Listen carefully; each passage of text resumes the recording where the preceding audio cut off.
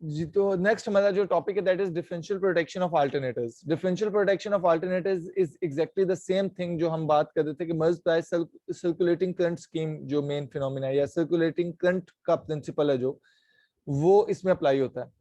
तो इसमें हम आमतौर पे बजाय सिंगल जो हमने जैसे ऊपर देखा था कि तीन सिटीज आपको प्रोटेक्ट कर रहे हैं, यानी आपके जो तीन सिटीज प्रोटेक्ट कर रहे थे एक साइड पे लगे हुए हैं, बजाय इसके हम क्या करते हैं कि सिटी एक एक लगाने की बजाय हर फेज पे हम पेयर ऑफ सिटीज लगा देते हैं। इस वाइंडिंग के एक तरफ एक सिटी है, वाइंडिंग के दूसरी तरफ दूसरी सिटी, यानी पेयर ऑफ सिटीज लगेंगे हर फेज पे, यानी दो दो सिटीज लगेंगे हर फेज पे। तो वो यहाँ पे अगर कोई इसका स्टेटर का प्रॉब्लम ये है कि स्टेटर के अंदर अगर कोई फॉल्ट आ जाता है तो हम बिलफर्ज अगर स्टेटर के अंदर इंटरटर्न कोई फॉल्ट आ जाता है तो आपस में ये कहीं शॉर्ट हो जाती है। तो आपस में शॉर्ट होने का ताल्लुक इंटरनल रहता है, ये एक्सटर्नल इफेक्ट नहीं आता। यानी एक्सटर्नल क्या होता है कि जितना करंट यहाँ से ज्यादा उतना करंट यहाँ से आ रहा है, लेकिन इंटरनली जो है वो डिस्टर्ब हो जाता है, ये एक फॉल्ट, यानी आप बाहर से उसको फॉल्ट को कैच नहीं कर सकते। तो इस सूरत में हम यानी इस चीज से बचने के लिए जो स्टेटर प्रोटेक्शन है, जो हम कह देते हैं कि स्टेटर वाइंडिंग फॉल्ट्स के जो मसले हैं उसको सॉल्व करने के लिए फिर हम पेयर ऑफ सिटीज यूज करते हैं इंस्टेड ऑफ सिंगल सिटीज, ताकि हम उसके दोनों तरफ हम इन आउट्स पे, जैसे ये अल्टरनेटर है वही उसी तरह की है, इसको उल्टा करके बनाया हुआ है। ये जो न्यूट्रल इस तरफ है इसका न्यूट्रल इस तरफ शो कर दिया, बस ये उसको उठा के इधर ले आए और कुछ भी नहीं है। तो वो है, वहां पे एक सिटी इस तरफ लगा है और सिटी टू इस तरफ लगा हुआ है, यानी जो न्यूट्रल है वो थ्रू एर्थिंग रेजिस्टेंस इसको हमने ग्राउंड किया हुआ है। इसको भी हम देखेंगे कि एर्थिंग रेजिस्टेंस को हम क्यों ग्राउंड करते हैं। ये अगर सॉलिड रेजिस्टेंस हो फिर क्या इफेक्ट होता है, अगर इसकी जगह इंडक्टिव रेजिस्टेंस हम यूज करें, इंडक्टिव रिएक्टेंस, उससे क्या इफेक्ट होता है और अर्थिंग रेजिस्टेंस से क्या डिफरेंस है, ये भी हम आगे जाके इसको पढ़ेंगे। तो फिलहाल हमें ये कि एक रेजिस्टेंस के थ्रू हमने ग्राउंड किया जिसको अर्थिंग रेजिस्टेंस कहते हैं, और फिर हमारे पास पेयर ऑफ सिटीज है हर फेज में, अल्टरनेटर है। ये जो अंदर आपको ये ग्राउंड शो किया है this are basically fault types. ये जो ऊपर शो किया हुआ ये अर्थ फॉल्ट है, कोई भी वाइंडिंग में अगर अर्थ फॉल्ट आ जाए, और ये वाइंडिंग फ्रॉम यानी एक वाइंडिंग से दूसरी winding face to face fault है। तो ये यानी इंटरटर्न फॉल्ट है। तो ये आपस में इस तरह के कोई भी फॉल्ट आ जाए तो इसके अगेंस्ट क्या रिस्पॉन्स होगा, और पहले अरेंजमेंट क्या ये हम देख लेते हैं। सिटीज आपस में कनेक्टेड है और सिटीज कनेक्टेड हैं वहां पे यानी एक स्टार फैशन में था, डेल्टा फैशन में थे, यहाँ स्टार फैशन में है। स्टार का मतलब है कि आपके पास स्टार, स्टार यस, स्टार का मतलब है कि आपके पास एक न्यूट्रल भी है।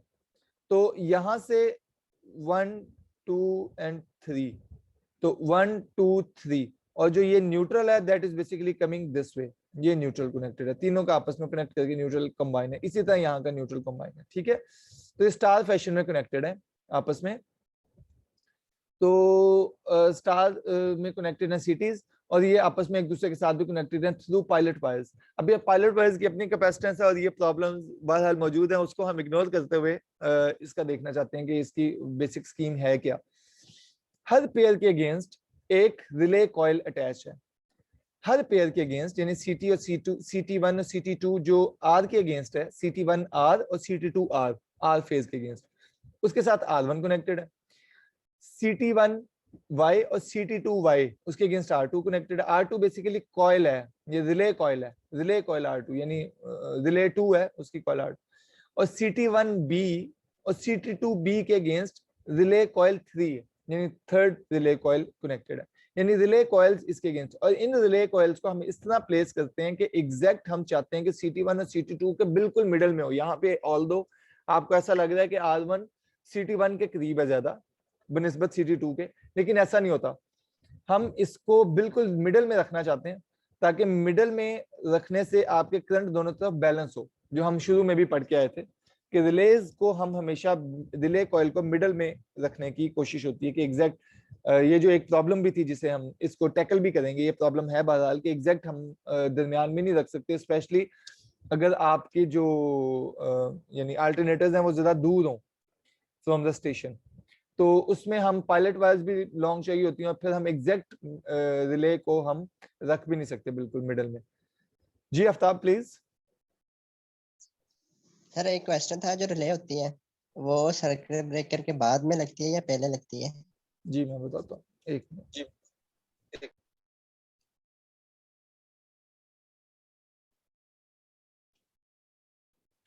अच्छा जी, आपका क्वेश्चन है कि रिले जो है सर्किट ब्रेकर के पहले लगती है बाद में लगती है ना। तो हमारे पास अल्टरनेटर्स के सबसे करीब जो लगी होती है दैट इज बेसिकली यानी जो सर्किट ब्रेकर से पहले या बाद में, सर्किट ब्रेकर जहां पे है उसके मुताबिक अब हमें पता चलेगा कि सर्किट ब्रेकर से जाहिर बात है उसके बाद में तो लग नहीं सकती। बाद का मतलब मुझे अब यानी समझ नहीं आया कि सर्किट ब्रेकर का बाद का क्या मतलब है। पहले का मतलब है कि ये सिस्टम है आपका, इस सिस्टम में अगर कोई फॉल्ट आता है तो वो रिले के थ्रू कनेक्टेड है सर्किट ब्रेकर से, और सर्किट ब्रेकर रिले के ज्यादा पास होती है सिस्टम की निस्बत, यानी किसी और जगह की निस्बत सर्किट ब्रेकर के ज्यादा पास रिले मौजूद होती है। रिले हम इस तरह इंस्टॉल करते हैं कि वो सर्किट ब्रेकर के पास हो।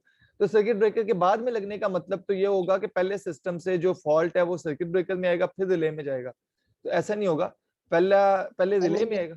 सर्किट ब्रेकर को ऑपरेट ही रिले ने करवाना है, तो रिले पहले आएगी। लोड वाली साइड पे आ जाए फॉल्ट, हाँ जी, नहीं वो दूसरी जहाँ पे साइड। सर्किट ब्रेकर लगा हुआ है ना, फर्ज करें आपने सर्किट ब्रेकर से इन आउट, जहाँ पे सर्किट ब्रेकर को सेंस करवाना है उसको इन और आउट देने हैं ना, इनपुट और आउटपुट देना है।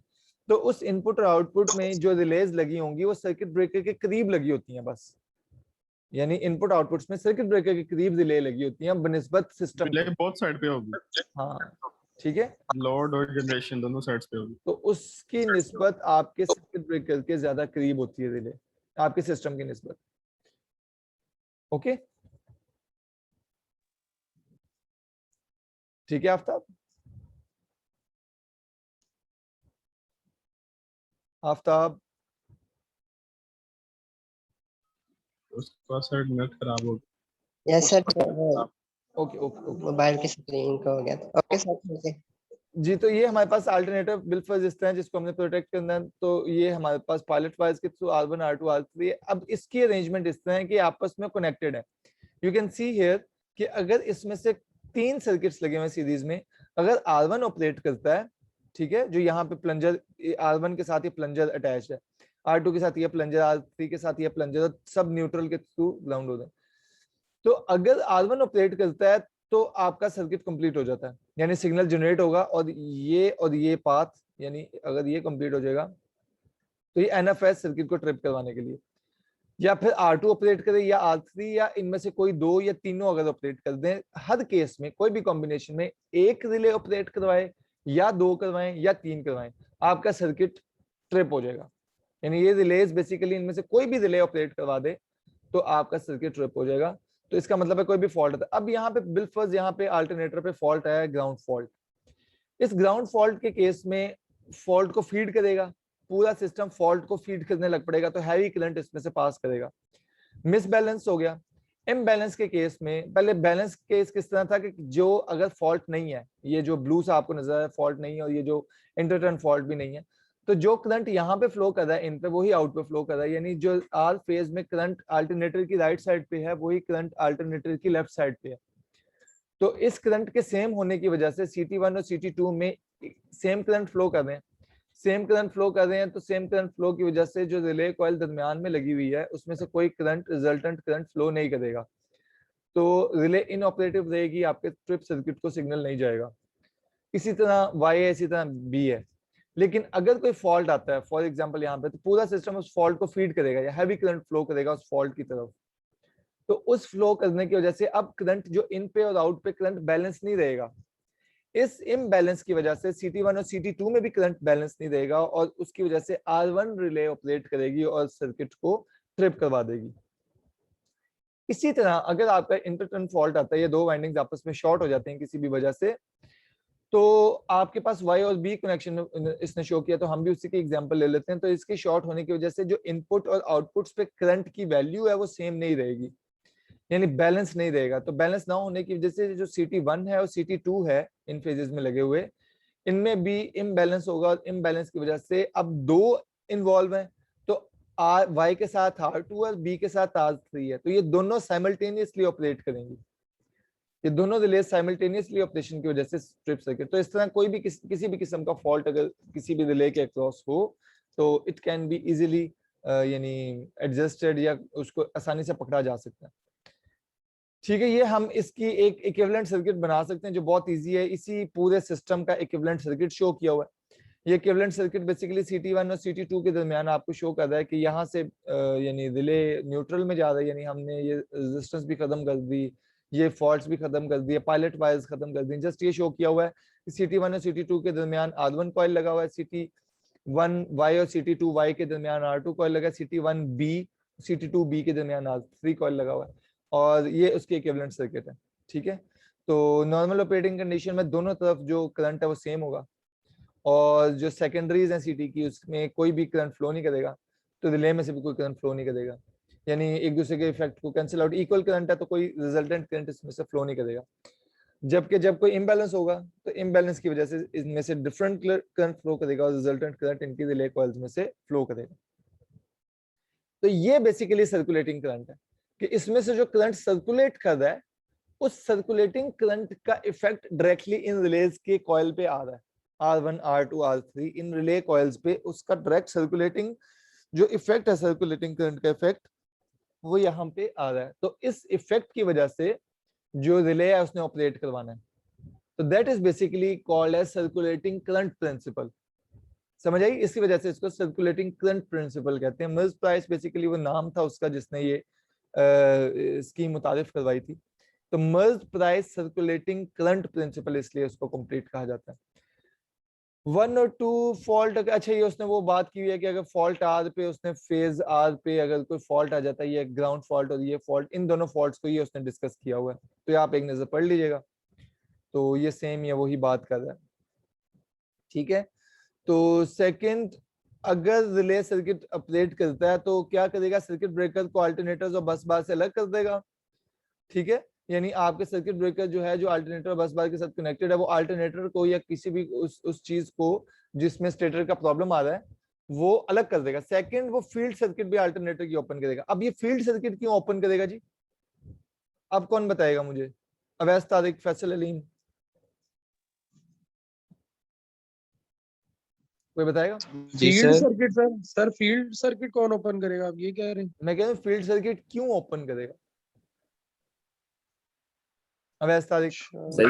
सर ये ऊपर वाली सर्किट का ही आप पूछ रहे हैं, जो भी आपने इसका, हाँ अल्टरनेटर मैंने बताया। इसको, हाँ जी इसको मैंने हाईलाइट किया हुआ ना, लिखा है opening of breaker. Opening of breaker जो है, एक तो वो कहता है ये दो काम करता है, अगर हम हमारी रिले अगर अचानक एनर्जाइज होती है तो दो काम करता है। एक वो अल्टरनेटर और बस बार के साथ जो कनेक्टेड है ब्रेकर उसको ओपन करवा देता है। सेकंड वो फील्ड सर्किट। मेरा क्वेश्चन है कि फील्ड सर्किट को जब उसने ब्रेकर ओपन करवा दिया तो प्रोटेक्शन तो ऑपरेट हो गई, लेकिन फील्ड सर्किट को क्यों ओपन करवाएगा? सर वो फील्ड सर्किट को इसलिए ऑपरेट करवाएगा कि बाज का वो कंसीडरेबल डिस्टेंस आपने बता रहे थे कि होता है अल्टरनेटर से स्विच गियर्स का। और सर, कोई अल्टरनेटर को बचाने के लिए, जी प्रोटेक्ट करने के लिए। शाबाश, अल्टरनेटर को इट्स इसकी सर प्रोटेक्ट करने के लिए। यही तो मैंने हाँ। शुरू में भी आपको बताया था कि एक ऊपर वाला हमारा, 2 पॉइंट्स ही हैं। हाँ जी वही 2 पॉइंट्स हैं कि एक सिस्टम को बचाता है, वो सिस्टम को बचाता है सर्किट ब्रेकर को ओपन करवा के, कि ताकि सिस्टम के अंदर फॉल्ट ना चला जाए। सेकंड, वो फील्ड सर्किट भी अल्टरनेटर की ओपन करता है ताकि अल्टरनेटर खुद डैमेज ना हो, क्योंकि इसकी वजह से अगर ये कोई इस तरह का फॉल्ट आता है तो वो सिस्टम को तो डैमेज करता है, लेकिन अल्टरनेटर को भी तो डैमेज करता है ना वो, इसलिए वो फील्ड सर्किट को भी ओपन करता है ताकि जो फील्ड सर्किट है वो यानी डैमेज ना हो। सही।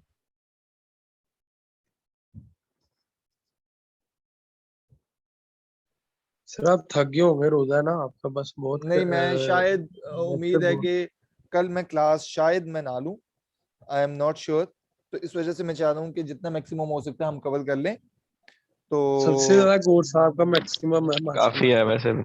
जी सर, और कल वैसे काफी है। काफी है। नहीं, कल की अगर क्लास फिर नहीं सर होती वो फिर तो काफी नहीं है ना। वो 3 वीडियो फिर देखनी पड़ती हैं, वो देख ले आप। तो आप यहाँ पे समझा करो, वीडियोस क्यों देखते हो? वो बाज़ कोई पॉइंट बंदे को भूल जाता है तो वो फिर समझना पड़ता है ना वीडियोस।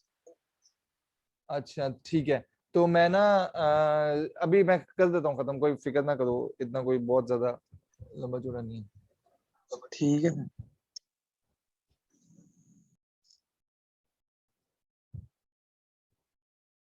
एक मिनट बस।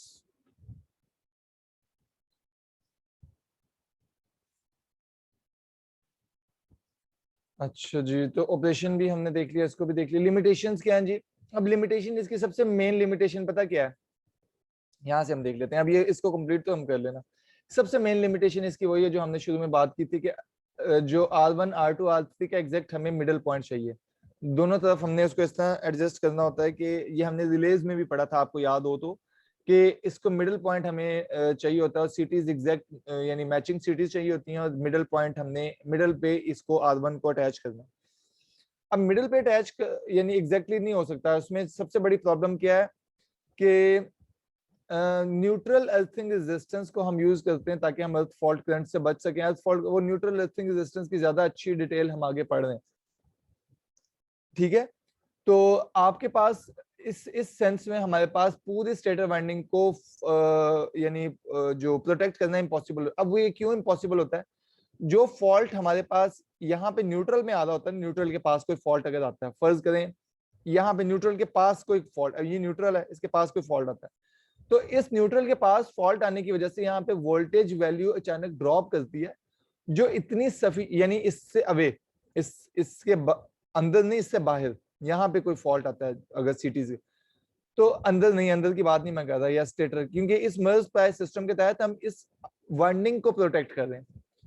तो इसका मतलब है जो बाहर ये हिस्सा रहेगा, यहाँ पे अगर कोई फॉल्ट आता है तो यहाँ पे वोल्टेज जो है वो ड्रॉप कर जाती है और करंट बहुत ज्यादा बढ़ जाता है। अब वो वोल्टेज इतनी सफिशिएंट नहीं होती कि इस रिले को इसको ऑपरेट करवा सके, तो उस वजह से वाइंडिंग का कुछ हिस्सा, या फिर हम कह लें कि मैं इधर की बात करता, लेकिन it equally applies for here as well, कि जो न्यूट्रल के करीब वाली जगह है, ये वाला एरिया जो न्यूट्रल के करीब है, यहां पे जब भी फॉल्ट आएगा तो ये नेचुरल इसकी डेवलपमेंट है कि फॉल्ट जो है वहां पे वोल्टेज को इतना सफिशिएंटली ड्रॉप कर देगा कि उसमें एबिलिटी नहीं होगी कि रिले कॉइल को एनर्जाइज करवा सके। यानी रिले मिसबैलेंस तो हो गया, फॉल्ट आने से मिसबैलेंस तो हो गया, लेकिन वो इतनी एनफ एबिलिटी या इतनी एनफ वो मैग्नीट्यूड उसके अंदर डेवलप नहीं होगा कि वो इसको एनर्जाइज करवा के इसको ट्रिप करवा दे। तो इसीलिए कुछ पार्ट ऑफ अल्टरनेटर अनप्रोटेक्टेड रह जाता है। अगर हम कहें कि 90% अल्टरनेटर जो है प्रोटेक्टेड है, इसका मतलब हमेशा ये होगा कि this part 90% of this part is protected and 10% वो अनप्रोटेक्टेड है जो न्यूट्रल के पास है। बात समझ आइए कि रिपीट करूं? 10% न्यूट्रल के पास अनप्रोटेक्टेड है और अल्टरनेटर का जो सारा हिस्सा वो 90%। यानी अगर आप ये टर्म कहीं भी सुनोगे कि 90% of the alternator must be protected, क्योंकि ये डिजाइन प्रॉब्लम अभी हम आगे जाके करेंगे, तो उसमें हमने अर्थिंग रेजिस्टेंस को इस तरह चूज करना है कि आपका 10% अल्टरनेटर या 15% अल्टरनेटर अनप्रोटेक्टेड रहे, ठीक है, ज्यादा ना हो। उस सूरत में 15% अनप्रोटेक्टेड का मतलब होगा कि 85% अल्टरनेटर प्रोटेक्टेड है। तो अर्थिंग रेजिस्टेंस हम इसलिए सिलेक्ट करेंगे क्योंकि अर्थिंग रेजिस्टेंस न्यूट्रल में इस पार्ट के करीब है, ठीक है, न्यूट्रल वाले इस हिस्से के करीब है ना।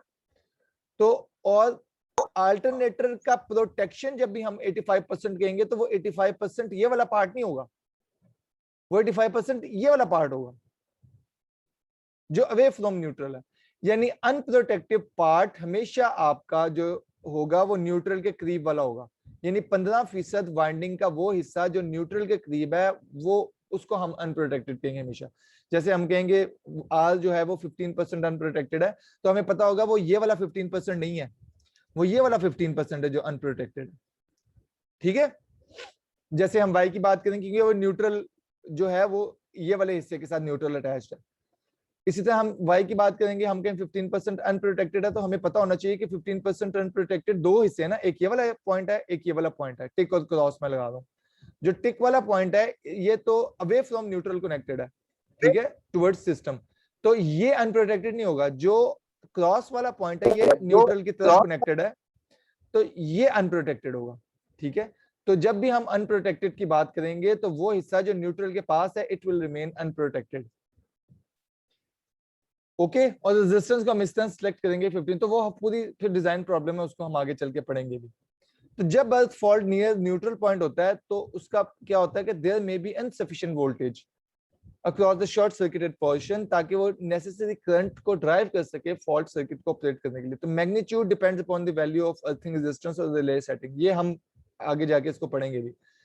तो उस केस में फिर प्रोटेक्शन ऑफ 80% वाइंडिंग का मतलब यह है fault in 20% of winding can not cause tripping. यानी इसका मतलब ये होगा कि जो 20% अनप्रोटेक्टेड है उसमें अगर फॉल्ट आता है उस वाइंडिंग में, जैसे हम अगर देख रहे थे कि यहाँ पे फॉल्ट आया है जो तकरीबन 50% बनता है ना वाइंडिंग का, तो वही फॉल्ट अगर यहाँ पे आ जाए तो ये इसमें इतनी एबिलिटी नहीं होगी कि इसको फॉल्ट को ट्रिप कर सके। लेकिन ये आमतौर पे इतना यानी 20% या 15% ये इतना ज्यादा ना क्रूशियल नहीं होता, क्योंकि बहुत कम चांसेस होते हैं कि वहां पे जाके ये 15% या अनप्रोटेक्टेड पार्ट में जाके कहीं ये इस तरह का फॉल्ट आए, बहुत कम चांसेस होते हैं। लेकिन इवन देन फिर हम इसके लिए भी अरेंजमेंट्स करते हैं इनको प्रोटेक्ट करने के लिए। It is usual practice to protect 85% of the winding। हम सिर्फ 85% of the winding को ही मैक्सिमम आमतौर पे प्रोटेक्ट करते हैं, क्योंकि नियर द न्यूट्रल पॉइंट जो चांसेस है फॉल्ट के बहुत कम है uniform insulation of the winding की वजह से। तो यहाँ पे बहुत कम चांसेस होते हैं कि ये यहीं पे तो हम ज्यादातर फिर मैक्सिमम के लिए हम उसको एडजस्ट करते हैं। May be it can be extended up to 90%, लेकिन आमतौर पे हम 85% तक ही इसको रखते हैं। अब सेकंड काम इसका प्रॉब्लम यह था, लिमिटेशंस थी कि एग्जैक्ट चूंकि न्यूट्रल यहाँ पे कहीं पे शायद ये देखें, आमतौर पे प्रैक्टिस किया कि CT1 जो ट्रांसफार्मर है, जो ये वाले ट्रांसफार्मर हैं, ये आमतौर पे आपके अल्टरनेटर पिट के अंदर होते हैं। यानी CT1 ट्रांसफार्मर आप यहाँ पे चेक भी कर सकते हैं कि अल्टरनेटर के बिल्कुल पास है, थोड़े से एरिया में, जबकि CT2 उससे थोड़ा सा अवे डिस्टेंस पे है। तो CT2 नियर यानी आपका जो CT2 ट्रांसफार्मर है वो नियर आपका सर्किट ब्रेकर या स्विच गियर इक्विपमेंट जिसे हम कहते हैं सर्किट ब्रेकर के करीब लगा होता है। CT2 जो करंट ट्रांसफार्मर 2 है, तो CT1 आमतौर पर ट्रांसफार्मर के बिल्कुल पास होते हैं, उसके अंदर ही होते हैं, और CT2 जो है दैट इज सिचुएटेड अवे। तो इसकी वजह से हमारे पास एग्जैक्ट जो है बैलेंस वो अचीव नहीं होता। ठीक है, एग्जैक्ट बैलेंस अचीव नहीं होता। और फिर आपके पास ये फिर रिलेज भी हैं, रिलेज का जो मेन कनेक्ट है, ये देखिए relays are located close to the circuit breakers. तो सर्किट ब्रेकर्स क्लोज का मतलब है ये आमतौर पे CT2 के पास पास कहीं पे होंगे। ठीक है, जो स्विच गियर इक्विपमेंट के पास लगा हुआ है, तो R1 R2 R3 will be located near to the C2। तो आप दरमियान में उसको प्लेस नहीं कर पा रहे, क्योंकि इसको हमारी लिमिटेशन है, इसको हमने सर्किट ब्रेकर के पास रखना है। तो उसकी वजह से जो शॉर्टर लेंथ होती है ना, फिर ये सिर्फ आपको एक यूनिफॉर्मिटी के लिए या आसानी के लिए आपको उसको शो किया हुआ कि एक ही जैसी ऊपर नीचे उसने बैलेंस जो रेजिस्टेंसेस ऐड कर दी हैं। अदरवाइज जो शॉर्टर लेंथ होती है ना, उस शॉर्टर लेंथ में हम रेजिस्टेंस या बैलेंसिंग रेजिस्टेंस इंसर्ट करते हैं। यानी अगर R1 और CT1 CT2 R1 इस तरह लगा हुआ है, तो this resistance will be inserted in the shorter length. ठीक है, शॉर्टर लेंथ में हम इसको इंसर्ट करेंगे बैलेंस करने के लिए। ये रेजिस्टेंस एडजस्टेबल होती है, तो इन एडजस्टेबल रेजिस्टेंस के थ्रू हम इंपीडेंस या रेजिस्टेंस को कम या ज्यादा कर सकते हैं, ताकि एग्जैक्ट मैचिंग हो जाए हमारा दोनों तरफ। तो एग्जैक्ट मैचिंग हो जाएगी तो डेफिनेटली हम उसको दोबारा इसको ऑपरेट करवा सकते हैं, और फिर ये लोकेटेड कहीं भी हो R1 तो वो इजीली यानी it can work by just adjusting the resistance of the circuit. तो ये पायलट वायर की रेजिस्टेंस को हम कम या ज्यादा कर सकते हैं, तो उसी हिसाब से हम फिर इसकी ऑपरेशन को मैनेज कर सकते हैं। ठीक है जी, ये लिमिटेशंस दो थी, एक हमारी 15% वाली कि कुछ part of the winding it remains unprotected, और सेकंड लिमिटेशन है हमारी कि जो एग्जैक्ट हमें दरमियान में हम इसको कॉइल को प्लेस नहीं कर सकते, रिले कॉइल को, जिसकी वजह से हम बैलेंसिंग रेजिस्टेंस ऐड करते हैं, तो ताकि हम उसको अचीव कर सकें। Shorter length of the pilots, okay, तो ये लिखा भी हुआ है, these circumstances balancing resistance are inserted in the shorter lengths so that tapping points divide the whole secondary impedance into equal portions। equal portion में जब resistance equal portion में divide हो जाएगी, हमें पता है resistance directly proportional to length होती है, ठीक है, rho L over A, तो resistance is equal to rho L over A। जितना resistance यानी लेंथ ज्यादा होगी उतनी रेजिस्टेंस ज्यादा होगी, जितनी रेजिस्टेंस कम होगी, लेंथ कम होगी, उतनी रेजिस्टेंस कम होगी। जितना यानी एक गिवन दैट कि आपका एरिया सेम है, क्रॉस सेक्शनल एरिया सेम है किसी भी कंडक्टर का, तो लेंथ जितनी ज्यादा होगी वायर की उतनी रेजिस्टेंस उसके अंदर ज्यादा है। तो उसी तरह इसका मतलब है कि जो लेंथ लॉन्गर लेंथ है उसके अंदर ऑलरेडी रेजिस्टेंस ज्यादा है। जो लॉन्गर लेंथ होगी, अगर आप R1 को CT2 के करीब प्लेस करते हैं, जैसे R2 अभी कनेक्टेड है, R1 कनेक्टेड है, R1 CT1 के करीब कनेक्टेड है, तो ये वाली लेंथ लंबी है पायलट वायर की, तो ये ऑलरेडी हाई रेजिस्टेंस है इसकी, तो हम यहाँ पे फिर रेजिस्टेंस इंसर्ट करेंगे ताकि इसकी रेजिस्टेंस को भी हम हाई कर दें, ताकि एग्जैक्ट बैलेंस अचीव हो। बैलेंस हो जाएगा दोनों तरफ रेजिस्टेंस का, तो आपका इक्वल करंट फ्लो होगा दोनों तरफ। समझ आ गई बात की?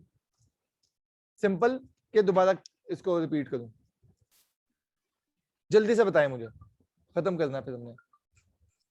सर एक बार दोबारा बता देंगे।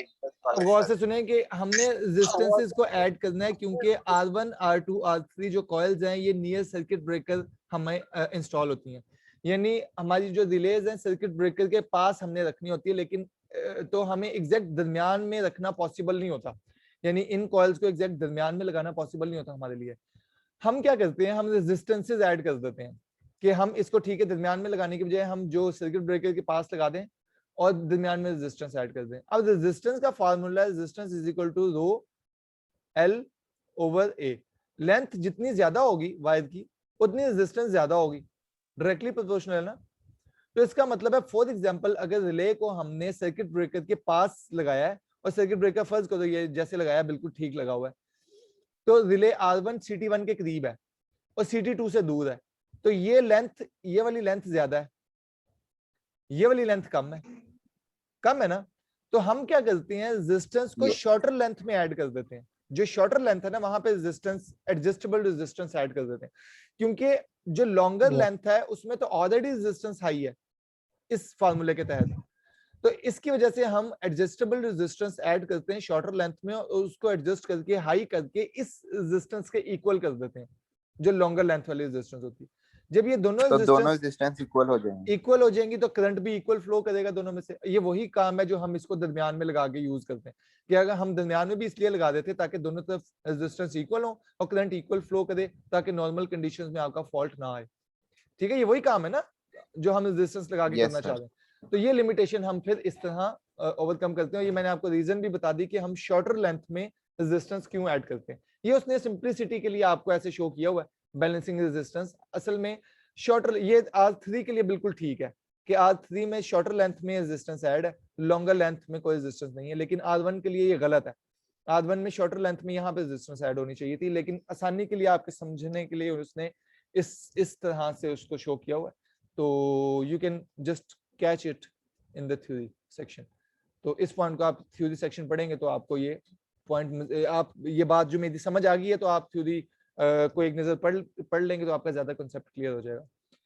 कोई भी क्वेश्चन हो आज से relevant, you can ask anyone any question, या फिर उसकी मजीद मॉडिफाइड फॉर्म है, इसको भी हम देखेंगे। ठीक है, ये क्यों हमें जरूरत पेश आती है, बहुत इंटरेस्टिंग चीज है जो हम इंशाल्लाह इसको वक्तन फवक्तन इसको देखते भी रहेंगे। तो किसी का कोई क्वेश्चन हो आप पूछ सकते हैं। मे बी कल क्लास ना हो, अगर क्लास सिर्फ उसी सूरत होगी अगर मैं आपको बताऊंगा तो ठीक है, अगर मैं आपको इन्फॉर्म नहीं करता हूं तो ये अंडरस्टूड है कि क्लास नहीं होगी। क्लियर? जी सर, ठीक है। यानी क्लास अभी तक ये क्लास नहीं होगी, अगर मैं आपको बताऊंगा कि क्लास होगी तो फिर होगी, अदरवाइज ये अंडरस्टूड है कि मैं नहीं बताऊंगा तो क्लास नहीं होगी, मैं इन्फॉर्म कर दूंगा। ओके ठीक है सर। ओके जी, टेक केयर। ठीक है sir. Okay, thank you sir जी सो मच, अपना भी ख्याल रखिएगा। ओके जी, थैंक यू, अल्लाह हाफिज़। अल्लाह।